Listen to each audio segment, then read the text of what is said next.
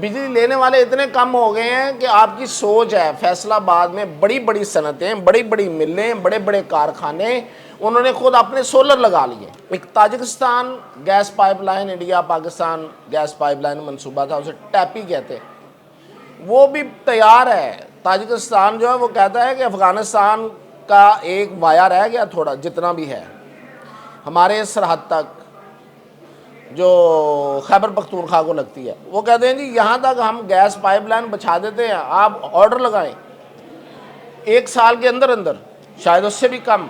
ناظرین، یہ جو رات کو قانون سازی ہوئی ہے، دھڑا دھڑ ایک کے بعد ایک، دوسرا تیسرا قانون پاس ہوا، کمال نہیں ہو گئی؟ ویسے یہ واقعی کمال ہو گیا۔ تو یہ کیا کمال ہے، یہ کیا کمالات دکھائے گا یہ سارا جو پروسیس رات کو ہوا ہے؟ کچھ لوگ اس کو تعبیر کر رہے ہیں کہ جی یہ کوئی بلیک ڈے تھا، کچھ کہہ رہے ہیں کہ یہ بڑی ہیسٹ میں ہوا اور یہ بہت غلط ہو گیا۔ اچھا کتنا غلط ہو گیا بھائی، اور ماضی میں یہ سب کچھ ہوا کہ نہیں ہوا؟ جائزہ لیتے ہیں، اور ساتھ یہ کہ اس کے کمالات کیا ہوں گے، برکات کیا ہے۔ کچھ لوگ مائنڈ کریں گے اس لفظ سے، لیکن ہیں تو وہ بتاتا ہوں۔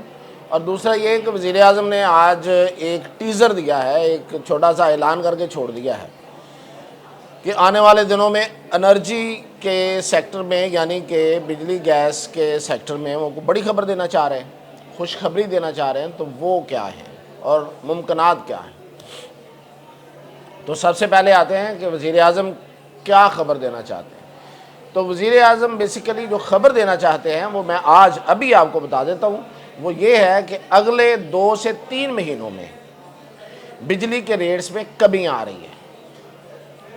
اس کی بڑی وجہ وہ بھی بتا دیتا ہوں، وہ یہ ہے کہ یہ جو آئی پی پیز ہیں ان کے ساتھ معاہدے کینسل ہو رہے ہیں، اور وہ بہت بڑا امپیکٹ ہے۔ ہمارے بجلی کے جو ریٹس کی جو قیمتیں تھیں وہ بہت زیادہ تھیں، جو ہم خریدتے تھے وہ اب کم ہو گئی۔ ویسے ایک بات تو آپ سب کو پتہ ہوگی، وہ میں بتا دیتا ہوں آپ کو، شاید اس کا اس طرح سے احساس نہ ہو، پتہ ہے آپ کو۔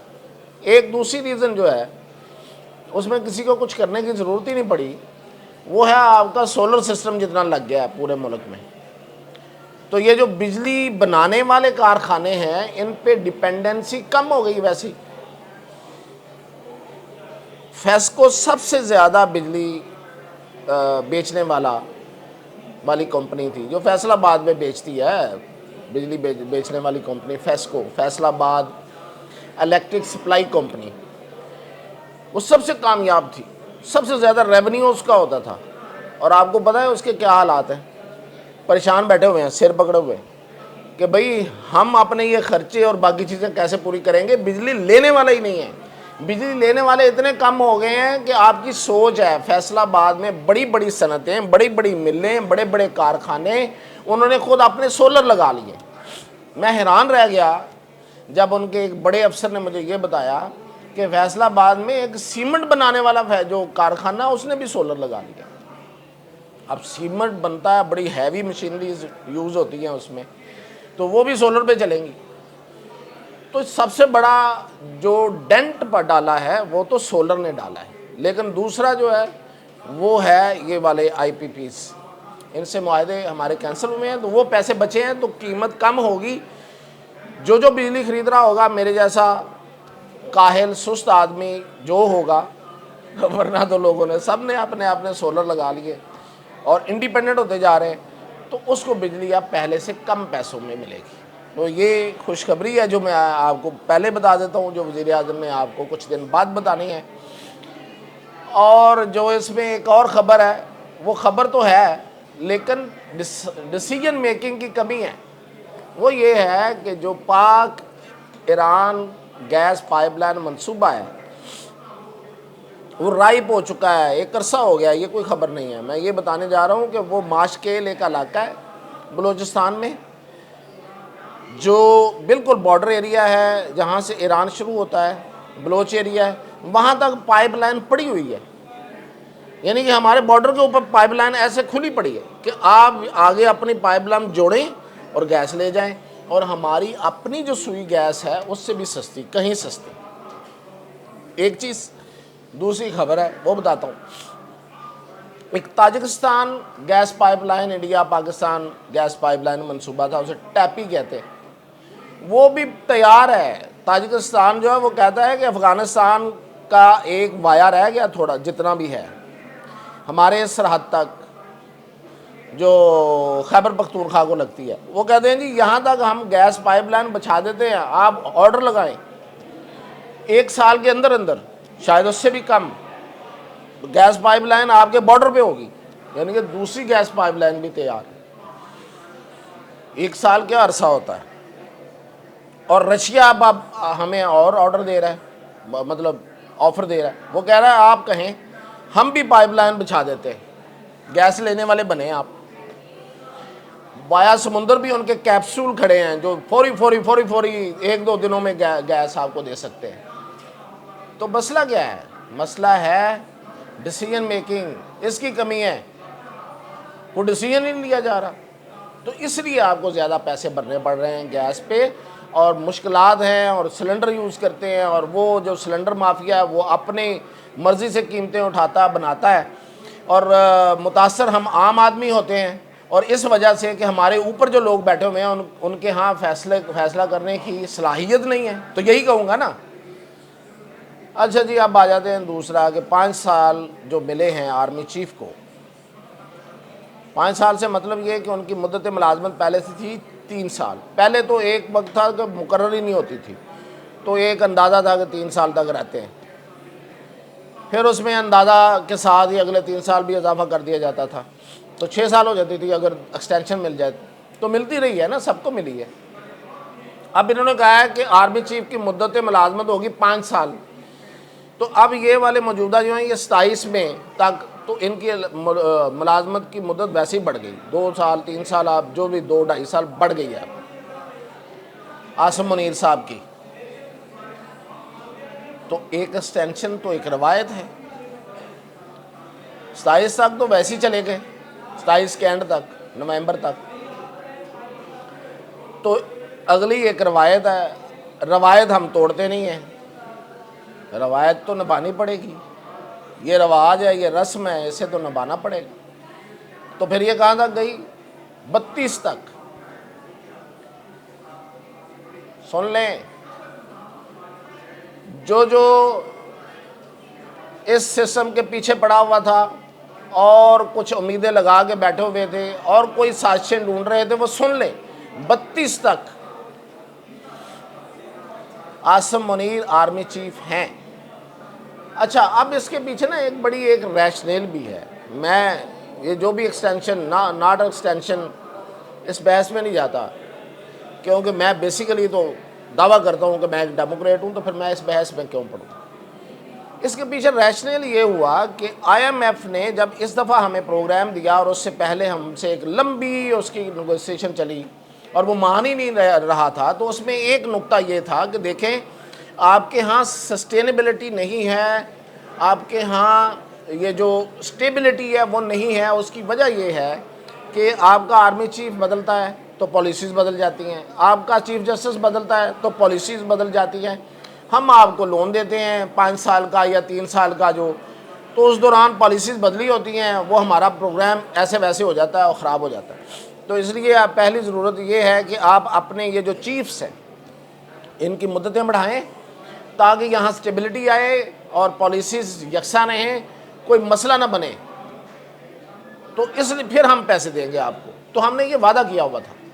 اب جب یہ وعدہ پورا کرنے چلے تو کچھ لوگوں نے فائز عیسیٰ کو اپنا مسئلہ بنا لیا، تو فائز عیسیٰ تو پہلے ہی مکر گئے تھے، مطلب انکاری ہو گئے تھے کہ میں تو یہ بھائی ایکسٹینشن نہیں لے رہا، لیکن لوگ تو لگے ہوئے تھے نا، جن کو فائز عیسیٰ سے دشمنی تھی وہ لگے ہوئے تھے، اب وہ تو چلے گئے گھر۔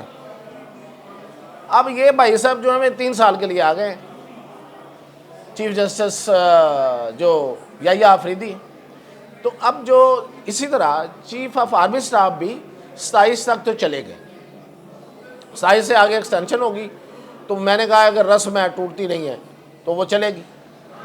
تو یہ ہے اصل میں اس کے پیچھے ریشنیل بھی ہے، ایسے نہیں ہے کہ یہ کوئی بڑا وہ پرو آرمی ہو کے یا اینٹی آرمی ہو کے بات کرے بندہ تو تبھی سکون ملتا ہے. تو یہ ہے اس کے پیچھے. تو اس کی برکات یہ ہیں کہ اب یہ والی جو میں نے آپ کو 3 باتیں بتائی تھیں کہ ایک میں گیس پائپ لائن ادھر ہے، ایک ٹاپی کی ہے، ایک رشیا سے آ رہی ہے، تو ان میں سے کوئی ایک تو سرے چڑھ جائے گی انشاءاللہ، مجھے امید ہے. اور پھر یہ کہ جو پالیسی ریٹ یعنی کہ جو سود میں کمی آئی ہے، شرح سود میں کمی آئی ہے، اس کا بہت بڑا اثر ہو رہا ہے. ہمارے قرضوں میں کی جو قرضے واجب الادا ہیں اس میں کمی آئی ہے. ظاہر ہے شرح سود کم ہو گئی نا، تو سود کم دینا پڑے گا اب ہمیں بھی. اور پھر اس سے ایک فائدہ اور ہوتا ہے، یہ عام آدمی کو سمجھانے والی بات ہے، وہ یہ ہے کہ جب آپ کے ملک میں شرح سود زیادہ ہوتی ہے نا، یعنی کہ آپ 25% سود لے اور دے رہے ہیں، تو پھر آپ کے پاس جو رقم پڑی ہوئی ہے گھر میں 1 کروڑ 2 کروڑ ریٹائرمنٹ کے بعد یا کسی اور جگہ سے یا کوئی پیسہ آپ کے پاس اکٹھا، تو آپ یہی کہیں گے کہ یار 25% مل رہا ہے، 100 کے پیچھے 25 روپے مل رہے ہیں، تو کیوں نہ اسے بینک میں رکھایا جائے اور اس سے پیسے وصول کیے جائیں. تو یہ صرف آپ نہیں کرتے، بڑی بڑی کمپنیز اور بڑے بڑے بینک بھی یہی کام کرتے ہیں پھر کہ بھئی یہ تو پیسے اس طرح بڑے آرام سے آ رہے ہیں، ایزی منی، سیف، کوئی خطرہ نہیں ہے، تو اس میں لگائیں. اچھا، تو لوگوں نے ڈپازٹ کرانا شروع کر دیے زیادہ سے زیادہ. اب جب شرح سود کم ہو گئی تو اب لوگ سوچیں گے کہ نہیں یار بزنس کرنا چاہیے، یہ تو بڑے تھوڑے ہو گئے ہیں پیسے، یعنی کہ 15 سے بھی نیچے آ گئی. تو اب وہ پیسے نکال کے کاروبار میں ڈالیں گے. تو جب کاروبار چلتا ہے نا تو پھر ملک چلتے ہیں. تو یہ فائدہ ہوگا اس پالیسی ریٹ سے، سمجھانے کے لیے بات کر رہا تھا. تو اب جو کاروبار ہے وہ چلیں گے، جیسے کہ انویسٹمنٹ آ رہی ہے، سرمایہ کاری آ رہی ہے، سعودی عرب سے بھی آ رہی ہے، اور پھر یہ کہ چائنا تھوڑا ناراض ہے، وہ بھی مان جائے گا، ہماری اپنی وجہ سے ناراض ہے، ہمیں اس پہ اپنا قبلہ درست کرنا چاہیے، سیکیورٹی سخت کرنی چاہیے ان کی. تو وہ ہے. اور اس کے نتیجے میں یہ 5 سال کی جو مدت بڑی ہے، یعنی کہ 5 سالہ مدت جو بنی ہے، اور اگلے 5 سال کا مجھے پتہ نہیں ہے، اگر وہ بھی شامل ہو جاتے ہیں تو پھر کیا ہوگا؟ برکتیں آئیں گی، سرمایہ کاری بڑھے گی، اور ملک کے اندر خوشحالی آئے گی.